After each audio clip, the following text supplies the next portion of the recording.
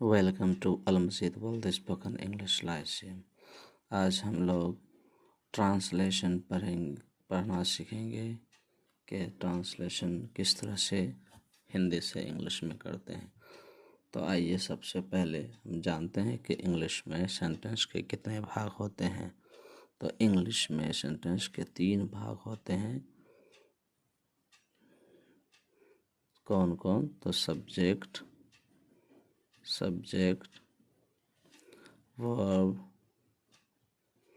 और object.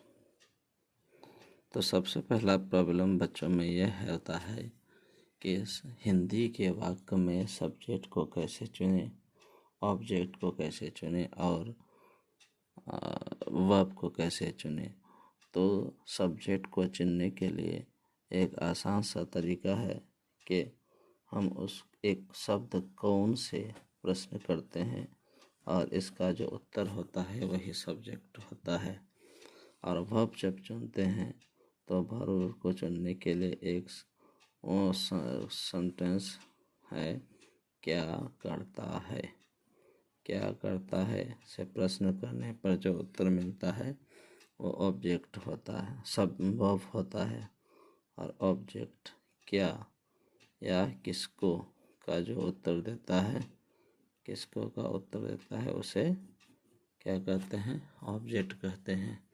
Example के लिए एक सेंटेंस, हिंदी सेंटेंस लिखते हैं कि राम एक आम खाता है। राम एक आम खाता है।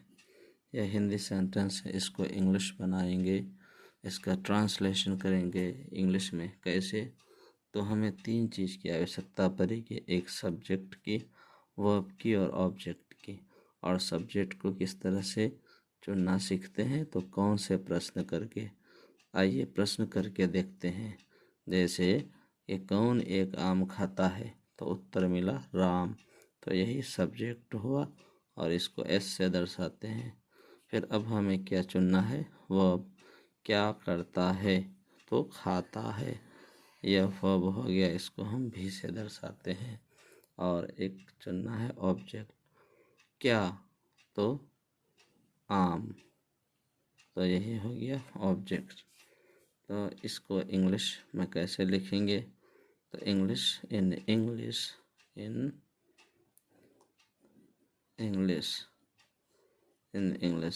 में सबसे पहले सब्जेक्ट होता है, उनके बाद वर्ब होता है, उनके बाद ऑब्जेक्ट होता है।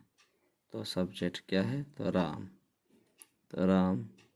वर्ब क्या है? खाता है, खाने का होता है ईट, उसमें एस लगाते हैं तो इट्स क्या? तो अ मैंगो, एक आम।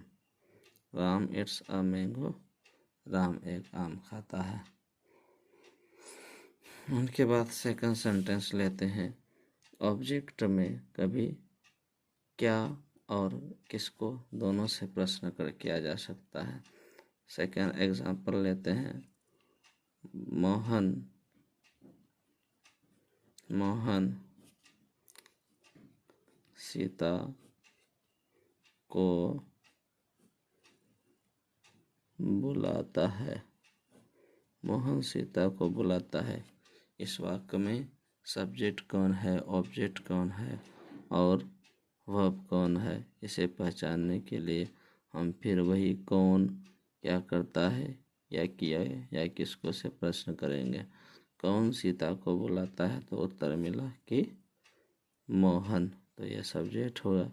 क्या करता है तो बुलाता है, वर्ब हो गया। क्या, तो इससे पर इसका उत्तर नहीं मिल रहा है क्या शब्द का। फिर उस प्रश्न कर रहे हैं किसको, यानी किसको बुलाता है, तो सीता को, यही हो गया ऑब्जेक्ट। तो इसको सेंटेंस में कैसे लिखते हैं? In English.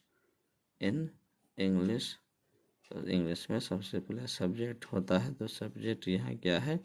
मोहन, तो मोहन लिख दिए। वर्ब क्या है? बुलाता है, कॉल में से बुलाना, कॉल्स, बुलाता है किसको? सीता को, तो सीता, मोहन कॉल सीता। इस तरह से आराम से आप हिंदी से इंग्लिश ट्रांसलेशन कर सकते हैं और आसानी से हिंदी में हिंदी वाक्य में सब्जेक्ट ऑब्जेक्ट और वर्ब को चुन सकते हैं। इस